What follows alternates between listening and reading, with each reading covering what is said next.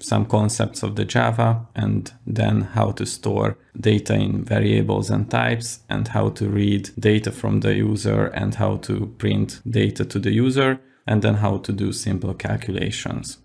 The programs are just like reading books. So you read from top to down, from left to right.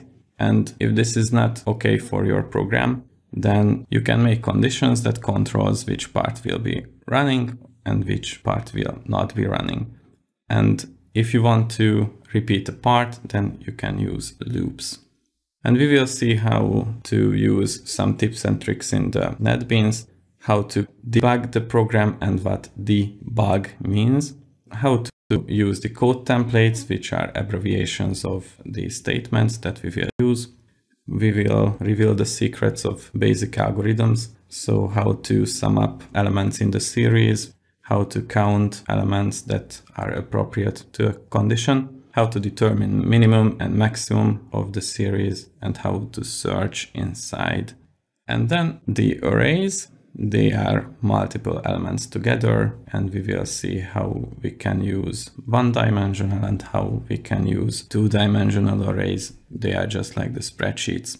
And then the functions and structured programming functions are very similar to the genies. We can assign tasks to genies and then invoke, and they will do what we want them to do. And based on the genies, with a herd of genies, we can create a whole program, and they are very useful for constructing the program and structuring the program.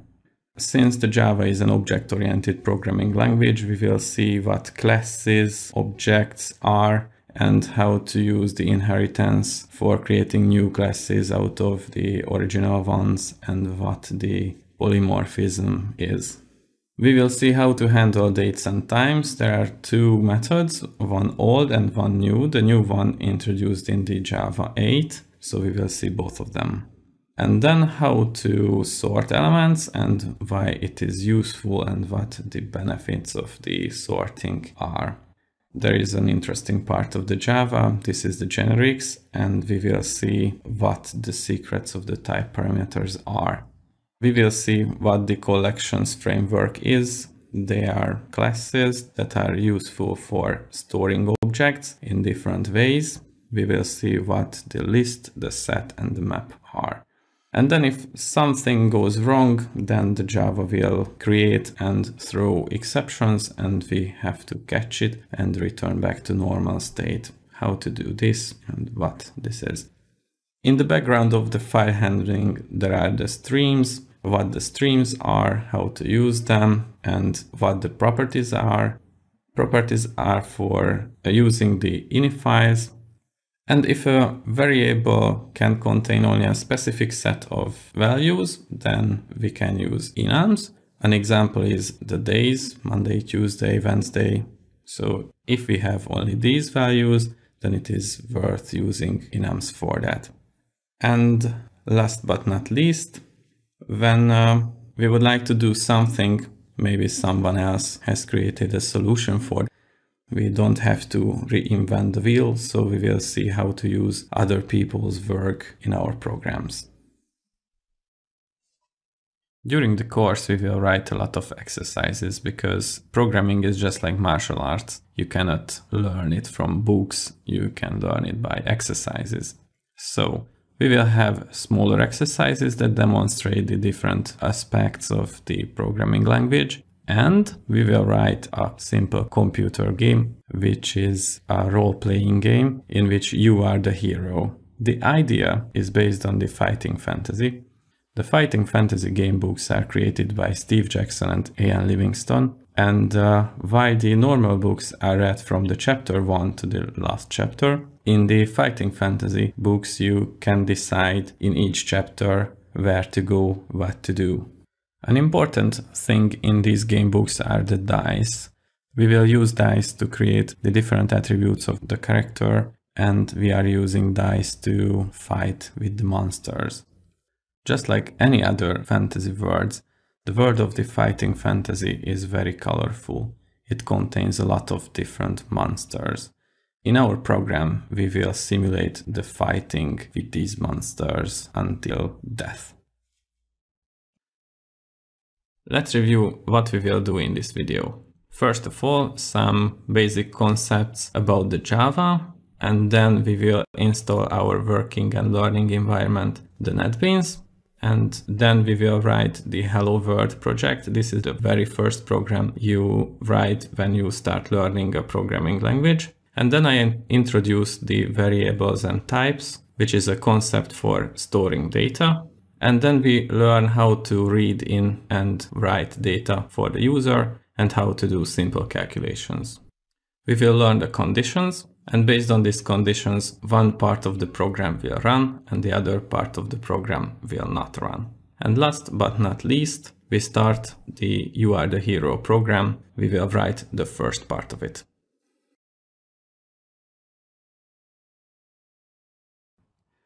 As you might know, the Java is a very popular programming language. If you read statistics on the internet, all agree that the Java is in the top 3 most popular programming language, and some of them say that Java is the most popular programming language. And you might hear the expression, 3 billion devices run Java. And Java is a platform-independent programming language. That means you can write your code once and you can run it anywhere. And there are a lot of well-paying jobs. This might be very interesting for you because there is a great demand for Java developers and you can have a very good and well-paying job if you learn Java. And it's widely usable. If we consider the Java platform as a tree, the tree is based on the basic computer skills. That is folders, operating systems, running programs. On the basic computer skills, there is the programming in Java. After learning programming Java, you can learn basic Java tools. And after that, you have 3 options. You can be a mobile application developer. You can be a desktop application developer, or you might go to a huge company and develop enterprise applications. Inside the mobile applications, a very big part is the Android. 60% of the market is the Android. There is another technology, Java ME.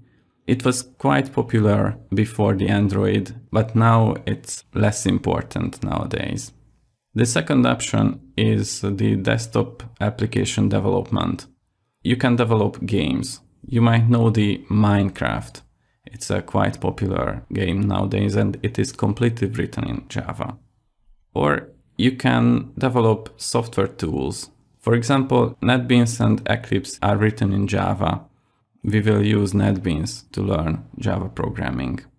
And if you are a researcher, it might be interesting for you that there are a lot of applications that are developed by the Java in the research field. The third option is that you go to a huge company as a developer, and it might be interesting that 90% of the Fortune 500 companies use Java. If you go to a huge company, you might develop e-commerce applications or banking applications or huge backend services. In this course, we will cover the first 2 topics, the programming in Java and basic Java tools.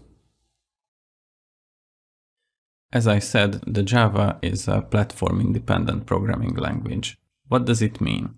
Let's suppose that you, as an English speaker person, you travel to Europe. And as you might know, Europe is a multicultural continent. There are a lot of languages.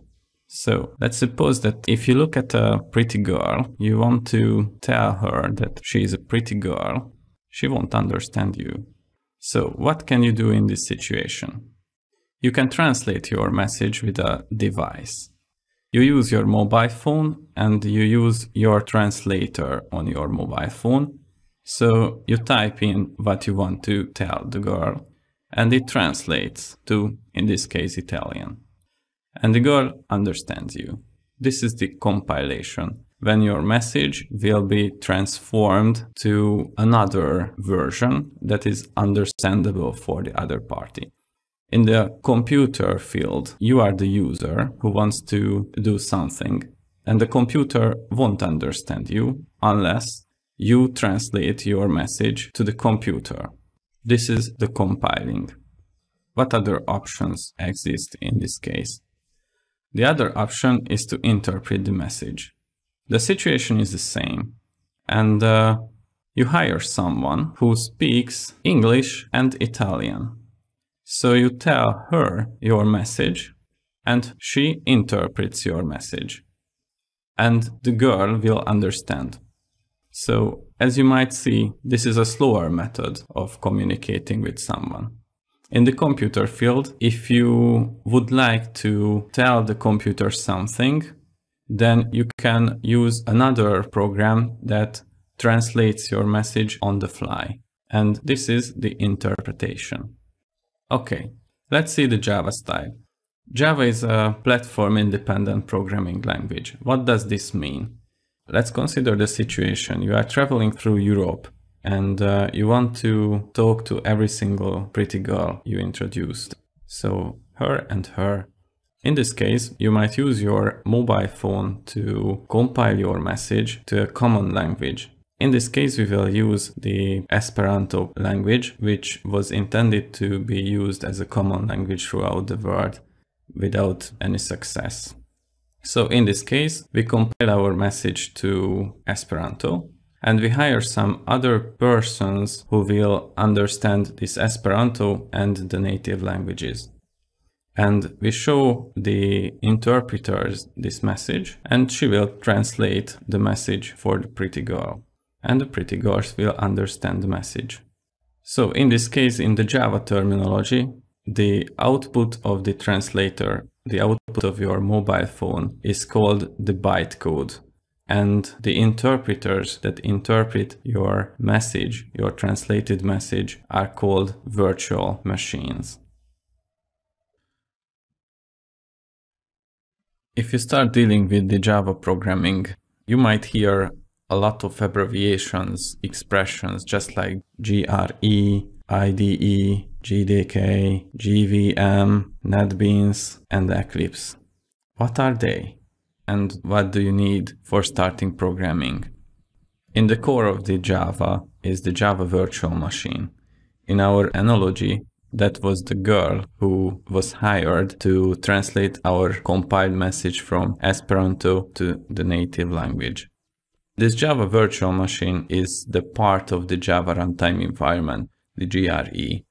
This software is needed for you if you would like to show your program to your mom, to your spouse, or to your kid. You have to install this software to their computers. If you want to make Java programs, you need the Java development kit. In our analogy, this was the mobile phone with the translator. The Java development kit contains the Java runtime environment. This you have to install to your computer. But using this part is not so comfortable. It's more comfortable if you use integrated development environments. For example, NetBeans and Eclipse. They are very popular. And because the NetBeans is easier to use for beginners, in this course we will use the NetBeans.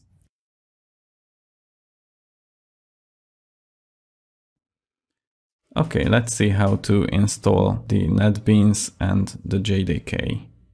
First, start a browser and in a Google search, let's search for JDK NetBeans 8. 8 is the version.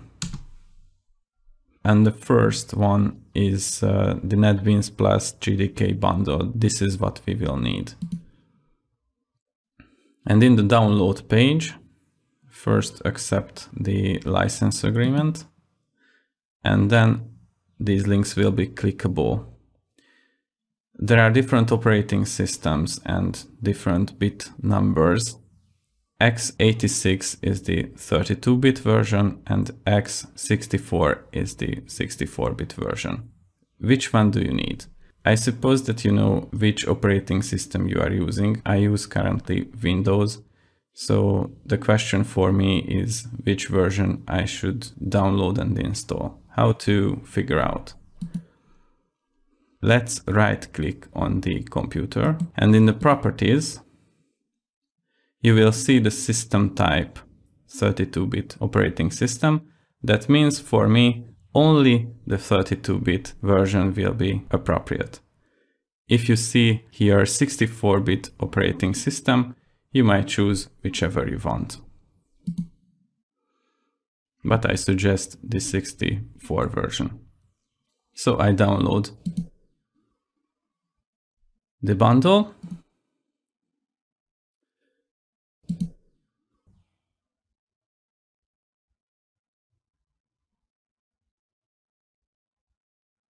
Okay, so when the download is finished, let's click on the installation kit. And let's start it.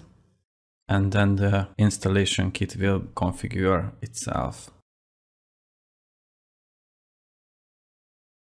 And the program will start. The installation procedure is a simple one. I suggest you to install the JUnit system. It will be usable for class testing. And it will ask us which directory we should install the JDK. This default is appropriate, so click on Next.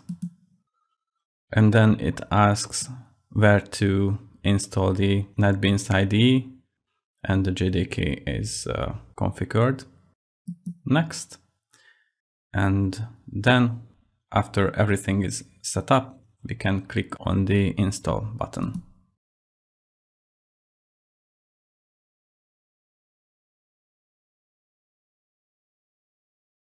Okay, so after finishing the installation, the NetBeans installer asks us if we would like to contribute to the NetBeans projects by providing the anonymous usage data. You can leave it like this, or you can switch it off if you want to. I switch it off. So I think it is finished. So the NetBeans IDE is on the desktop. Let's start it.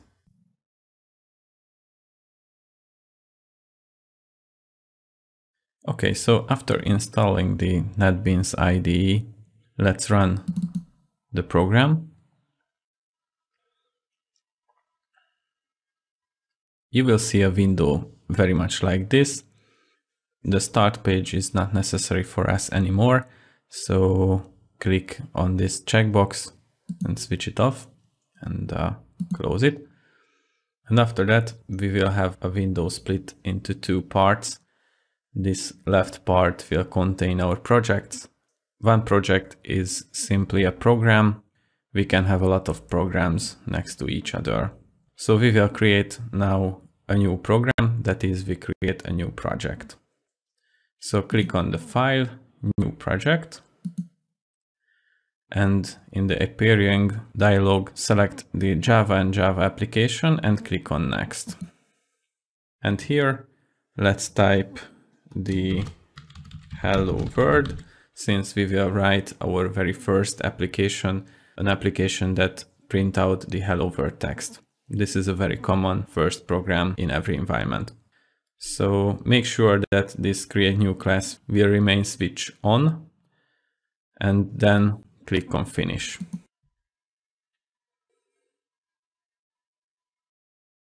Okay, as you can see here in the projects window, there will be a hello world application, and this will contain everything that is necessary for compiling our project. And the NetBeans will open up the source file. This will contain the code that we would like to run. In the source code, there are gray areas. These are comments. They are for us, not for the computer. They do simply nothing. They are just remarks for us to know what happened here. And there is a package declaration here. This package declaration shows which package this source code is in.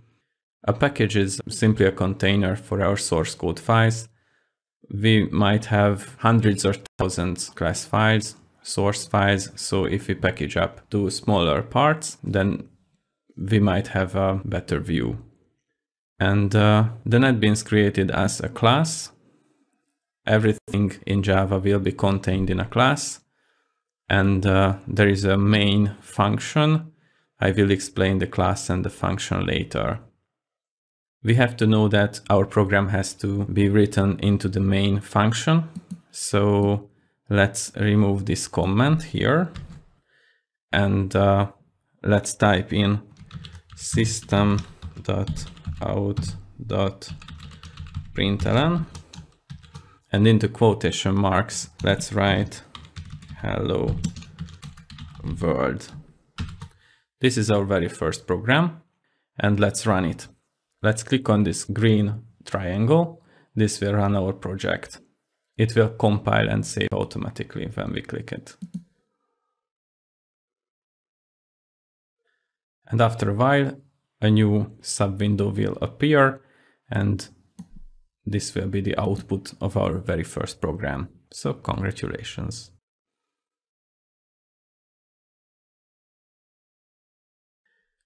So the very first concept we have to get to know is the concept of variables. Imagine a wardrobe. If you open up your wardrobe, you find your valuable things in the different places. The variables are very similar to these places. You can put your important things to these places. So simply a variable is a place to put your important thing. What is an important thing for a program? Is the data. And you can have different type of data. You can have a number, you can have a character, you can have a text, and you can put them into variables. But as you don't put your shirts into the place of t-shirts and vice versa, and you don't put your underwear in the place of t-shirts, you won't put your text into the place of numbers, and you don't put your numbers into the place of text. So in the case of variables, we define another concept. This is type. The type represents what kind of data you want to store. What kind of variables and types are there in Java? If we consider all the types, we can divide it into two parts. One is primitive type, very simple data, and the classes, which is a little bit more complex data. Let's examine the primitive types first. If you take the primitive types, there are the numbers. So all the numbers can be here, and there are characters and Boolean. So a character can mean a letter, a sign, a space, so everything which is one character. And the Boolean can contain true or false. Numbers are not one single type, but numbers are different. So there are integral numbers, just like 1, 2, 3, 1000, and so on. And there are real numbers, 1.2, 2.3, and so on. Among the integral types, there are many types. And one is smaller, can contain fewer numbers, and there are bigger types. So the smallest one is the byte. It can contain only tiny numbers.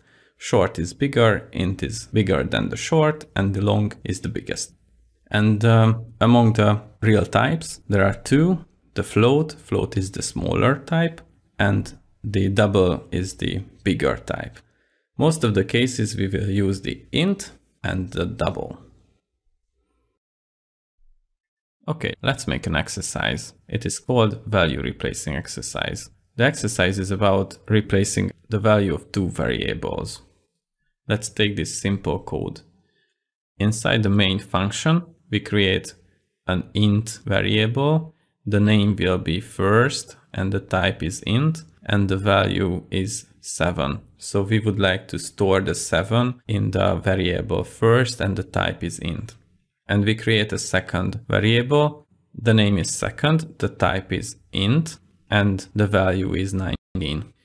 And after some code, this is a comment, we will print out the result, system.out.println, and first will be a text, and then we will print out the value of the first. In this case, this is 7. And then we will print out the second and the value of second. So in the quotation mark, this will be printed character by character, and outside the quotation marks, this will be the name of the variable and the value will be printed out. Okay.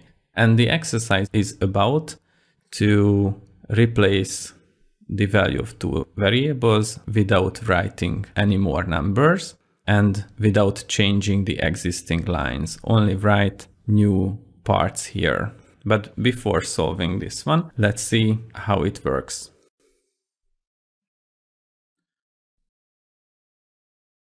The second program. The name will be replace. And make sure that the NetBeans will create the main class. Click on finish. So first of all, let's create that is int, and the name will be first. And we can assign a value to the variable, in this case 7. So type name and value. And let's create a second variable. Type is int, name is second, and the value will be 19. Okay, what can we do with these variables? First task is to print out to the screen.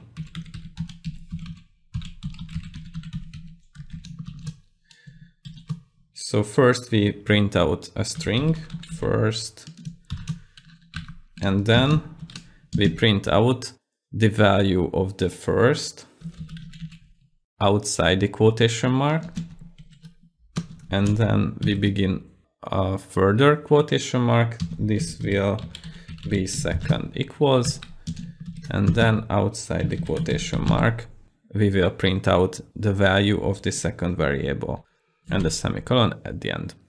Okay, let's see what it does. So let's start, and it will print out. As we can see, the thing inside the quotation mark will be printed out character by character, and then the other first, this black one, will be replaced by the value, and then the second character by character, and then the second will be substituted with the value of the second. Let's make another exercise. Let's consider two glasses, one with red wine and one with white wine. And the task is to replace the content. How to do that without mixing up the wines?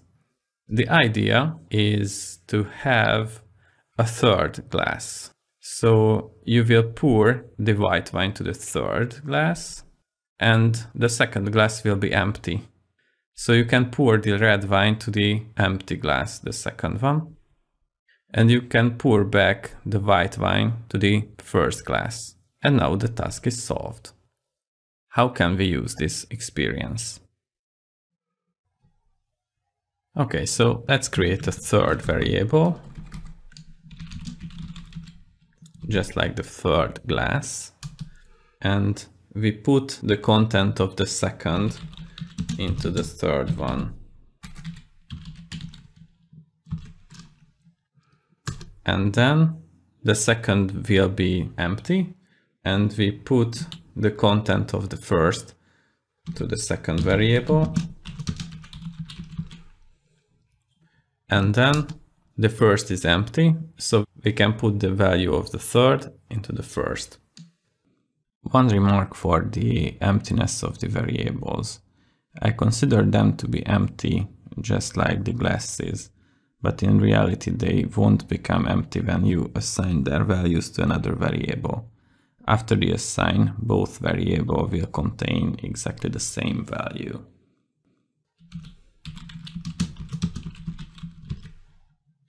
Let's see how it works. And they are replaced. So congratulations.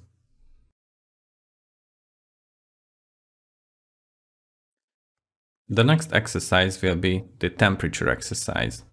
We will write a program that reads in an integer value, which is a Celsius value, and we will calculate and print it in Fahrenheit grade. The formula is here in the bottom right corner. What we don't know to solve this problem. First, we don't know how to read in a number from the user, and the second one is how to make calculations. Okay, let's see how it works. Okay, so let's create the solution of the temperature exercise. So first of all, let's create a new project. Java category, Java project. Next, and let's create a temperature project. Make sure that it will create the main class. So first of all, we will print out something for the user that please give in the Celsius value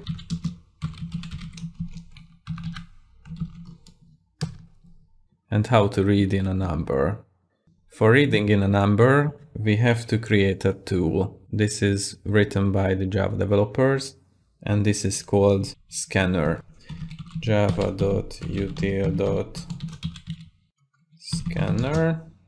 I will name it to SC, and we create a new Java util scanner. You don't have to understand this line. This is a magic line. We have to write this into the program if you want to read in a number. And just one remark here. You write here java.util twice. And we programmers are lazy, so we don't want to write things twice. So I would be happy if I could remove this java.util.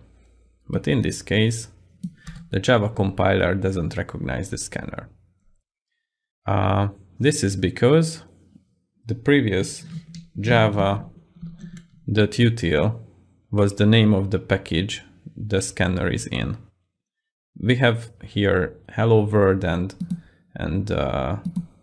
temperature packages, and the scanner's package is the java.util. And we can reach tools from any other packages in the Java environment, but you have to specify the whole package name with the class name. But we are lazy, so we don't want to write that here. How to solve the problem, which appears here with an import line. This import line is a new line here, import java.util.scanner. And that means that every time I mention the scanner, it will understand that this is the java.util.scanner. Okay? So we created a scanner with this magic line, and this magic line will be used to read in a number. So first of all, we create a variable. This will be Celsius, and the value will be sc.nextDouble. That means we read in a double value and we put this double value into the Celsius variable. And after that, we have to calculate the Fahrenheit value by using our formula. So to store the result of the calculation, we create a Fahrenheit variable and we use the formula. 9 divided by 5 times Celsius plus 32. I will explain this 0.0 later.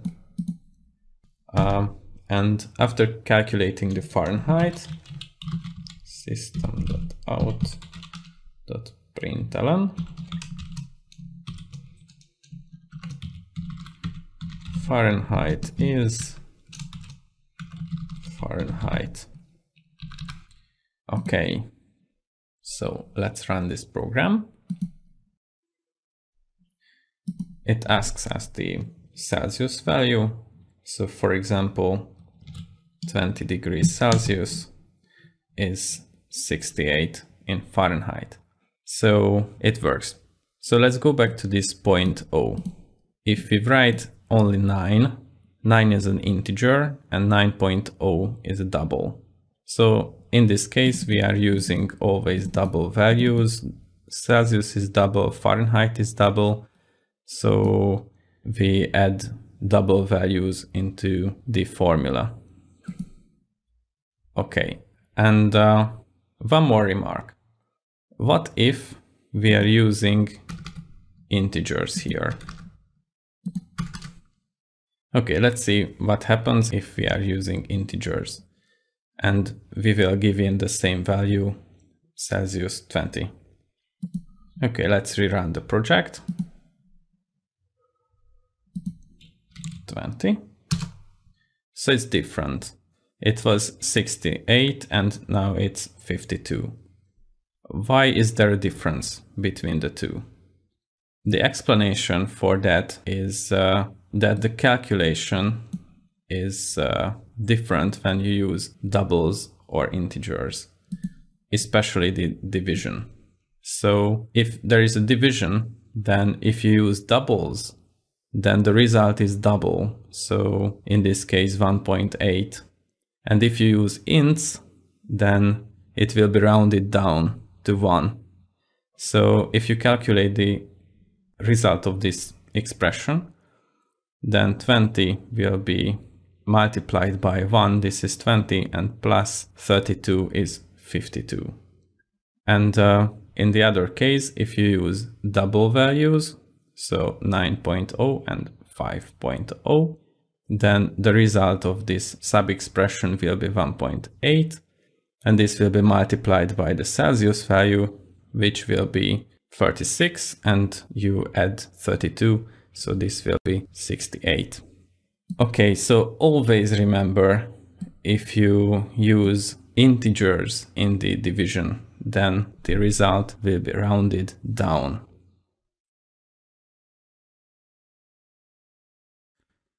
The next exercise will be in connection with the temperatures as well. In this program, we will read in a temperature value, again in Celsius, and we will print out if the water is boiling or not at the specified temperature. So what we don't know is how to run a part of the program based on the temperature value. Okay, so for solving the boiling exercise, we will create a new project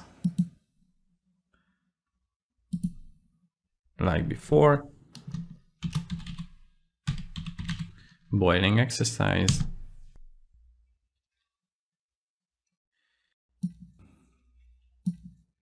Okay, so first of all, we have to read in a number, which is a temperature value. So it's very similar to the previous exercise. So first of all, we print out something for the user, give in the temperature, and then we again create a scanner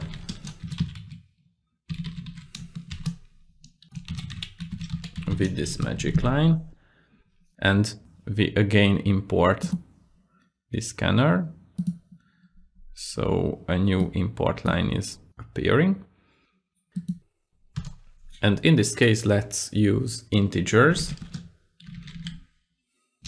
I abbreviate the temperature as temp, and we will read in an integer number. The scanner is a tool, and it provides us a lot of possibilities. Not only next double, but we have next int, next short, next byte, and we have functions for every types that I mentioned. So in this case, we will use the next int. And after reading in the temperature, we have to decide what to print out. If the temperature exceeds 100 degrees Celsius, then the water is boiling, and if it's below 100 Celsius, then it is not boiling. So the keyword for that is the if.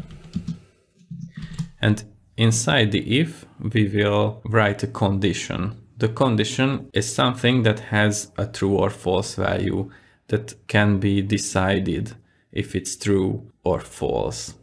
So in this case, if the temperature exceeds the 100, exceeds means equals or greater than 100,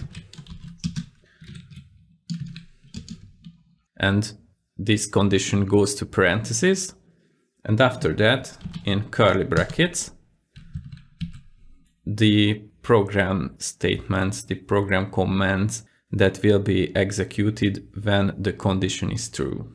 So in this case, this is very simple. We just print out that the water is boiling. Okay, and what should we print out when the water is not boiling? Because in this case, if we run the program, run the project. So in this case, if the temperature exceeds the 100 degrees Celsius, then this writes that the water is boiling. And what if not? Let's rerun the program and type in 88. And it prints out nothing. This is not always good. Sometimes it would be better if we print out something when the condition is not true. So in this case, we can use the else keyword and curly brackets.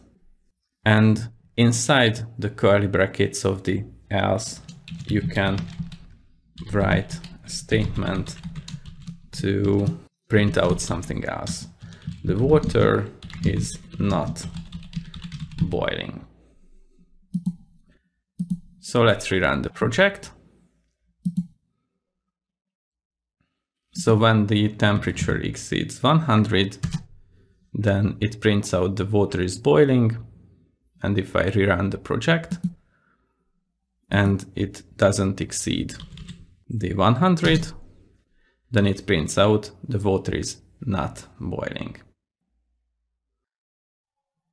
Our next exercise will be the boiling and freezing exercise.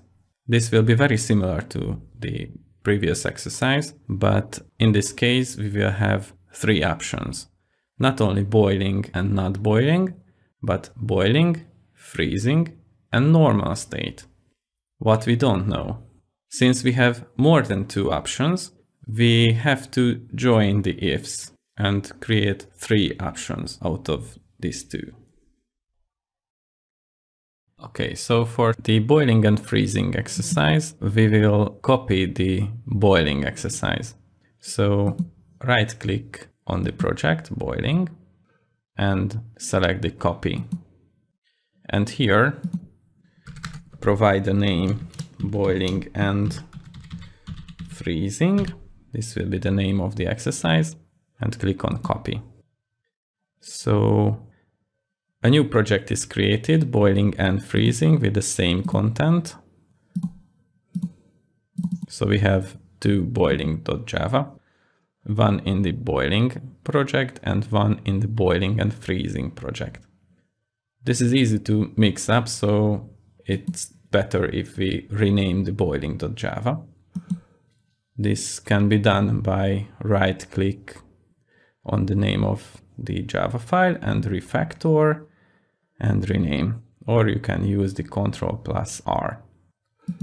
Rename, boiling and freezing, and click on refactor. So this will rename the file, and this will rename the class itself, but the content remains the same. Okay, so back to the exercise. It's very similar to the boiling exercise, but when the water is not boiling, so the water is boiling is done. But if the water is not boiling, then we have to divide it into two parts. when it is freezing and when it is in normal state.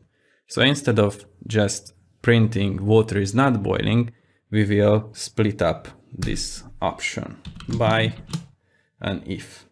So if the temperature is below 0 or it equals to 0, then that means the water is freezing. The water is freezing. And the other option can be done by an else. And in this option, we are writing that the water is in normal state. Okay, so we have an if with an else, and in the else branch there is an other if else. So if we have a lot of branches, then this can be a very huge structure. So a little bit simplification. In those cases when the else contains only one instruction, then you can remove these curly brackets. And this if-else statement as a whole is one instruction. So let's remove these curly brackets, these yellows. And let's remove some tabs. So I will remove this tab and this tab, this tab, this and this. So in this case, the logic is the same, but it's easier to read. So we have a branch with temperature exceeds 100. We have a branch which less than or equals to 0. And we have a branch that is everything else. Okay, let's try it out. So one branch is when the temperature exceeds 100, then the water is boiling. We didn't touch it, so it works the same. Let's rerun it. If it's below 0, then the water is freezing. And if it's in normal state, for example, 56, then the water is in normal state. What did we do in the boiling and freezing exercise with these ifs and else ifs and elses? Let's imagine a sausage. The sausage represents all the values from -infinity to +infinity. And with the first if, we cut one part of this area, just like if we cut the first part of the sausage. This was the first if. And in the else branch, we handle the rest of the sausage, the rest of the area. And in the else part, we cut it into two parts. The if of the else is the second part of the sausage, and the last else will be the rest of the sausage. And the sausage is eaten. Some might think in the boiling and freezing exercise that we have three separate branches, each with an if and without an else. So an if when the temperature exceeds 100, and another branch which is separated from the first if when the temperature is below 0 or equal to 0, and then a third branch which is executed when the temperature is between 0 and 100. But this expression is not understood by the Java, because this is not a complete condition. Complete condition is this one, and complete condition is this part. It simply doesn't understand. It understands if we write two separate but complete condition and join with something. In this case, we join with and. So if the temperature is greater than 0 and the temperature is below 100, then the water is in normal state.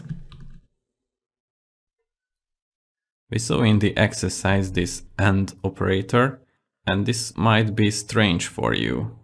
This AND means that if we have two conditions, the resulting condition is true when both of the conditions are true. We have two more logic operators. One is OR. That means if one of the conditions is true or both of the conditions are true, then the resulting condition will be true. And we have the negate, which makes true out of the false and makes false out of the true.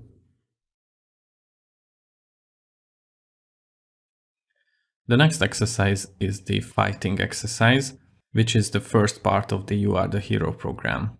The goal of this exercise is to sum up everything we learned in this video. We will write a program in which you can fight with a monster. So in the program, first we read in the attributes of you and the monster, and then we will play one round of the fight. What will be the fighting rules? There will be some attributes for you and the monster. The attack points determines how strong you are in attacking the other party. Defense points, how good you are in defending yourself. The damage, how many damage you can cause to the other party. And the life points, how healthy you are. If it goes to 0, then you are dead. One round of the fight. First of all, we choose who will be the attacker. This is a simple coin toss. If heads, one of the party attacks the other. If tails, then the other party attacks. And then we roll 2 dice and add to the attacker's attack points, and we compare it with its enemy's defense points.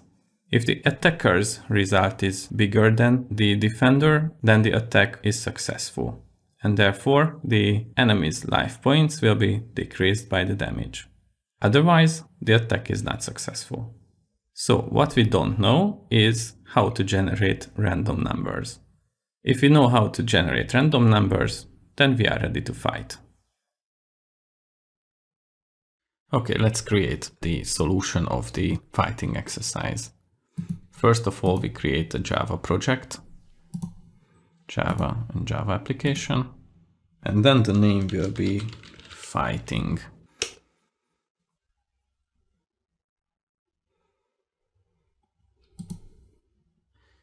In the first part of the program, we will read in all the attributes of you and the monster. Because we are reading numbers, then we create a scanner. This is the tool for reading in numbers, and as always we import the scanner, and then we read in the attack points of the monster. The variable name will be monster attack, and we read in from the user. Then we read in the defense points, the first part of the monster. Monster defense will be the variable name. We read in from the user.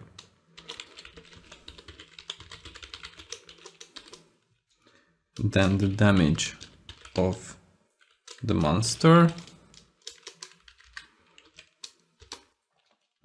This will be monster damage.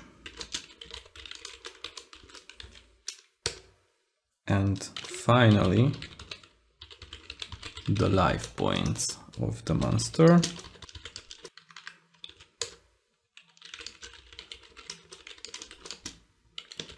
Will be read from the user. And then your attributes.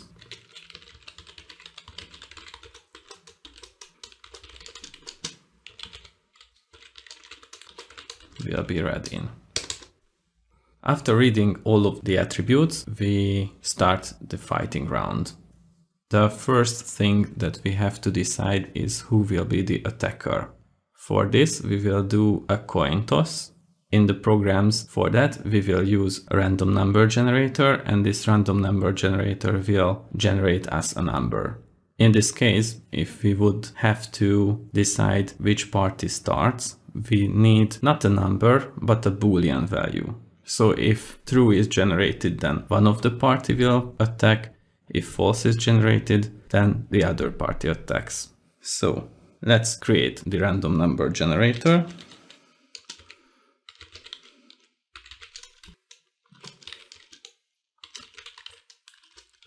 This is the random number generator, and this is very similar to the scanner. This is a tool. We have to create it with new, and we have to import the java.util.random. And with this random number generator, we create a Boolean value. This Boolean value will determine which party will attack. We will use the next Boolean. We create the next Boolean value randomly. And after that, if the attacker is true, then that means that you will attack, and what you need is to roll 2 dice. Therefore, we generate another random value, in this case a random number. So generator the next int. If we write here a 6, that means this function will return a random value between 0 and 5 inclusively. 6 cannot be generated. So if we have this number from 0 to 5, then we add 1 to this 0 to 5 number, and then we get 1 to 6. This is a normal die. So I add 1 to the value. So this is 1 die, and we need 2 dice. So we generate another number from 0 to 5. And we add 1 more. So this is 2 dice. And according to rules, the attack value will be calculated by your attack points plus the 2 dice. But before we go on, let's print the values that was rolled. The rolled values and your attack value.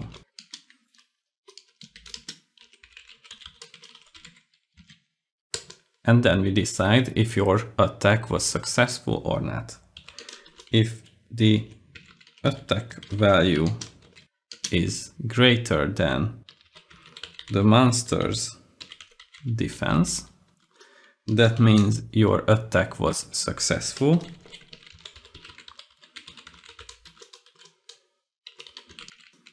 And therefore you damage the monster. So the monster's life will be decreased by your damage. So we print out the remaining life of the monster.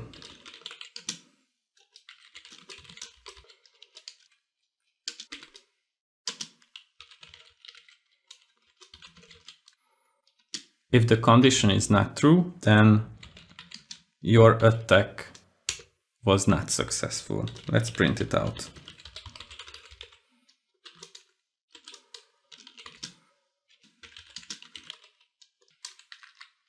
Unfortunately. Okay, so if you were the attacker, then this is your attack. Otherwise, the monster attacks. Let's print it out.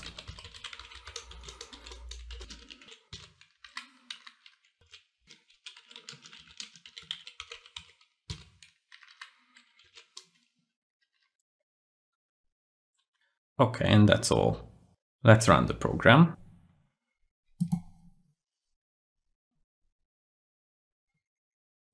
And let's type in some values. The attack points of the monster will be 5, defense points 10, damage of the monster 3, life points of the monster will be 40, your attack points 10, your defense points 25, your damage 6, and your life points 40.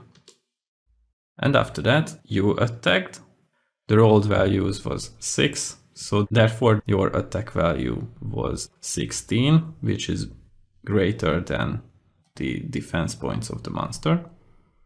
Therefore the attack was successful, and therefore you damaged the monster, and the monster's remaining life points was 34. You successfully hit the monster, but it is still alive. To kill it, we still need to learn a lot. So let's see what's in the next video. One of them is to choose one from many. This is the switch statement. And for repeating things, just like fighting rounds, we learn the while, the do while, and the for loop. And we will learn 2 things to control the loops, break and continue. And finally, in the next video, we will learn how to put one loop in the other. And we will continue developing our game.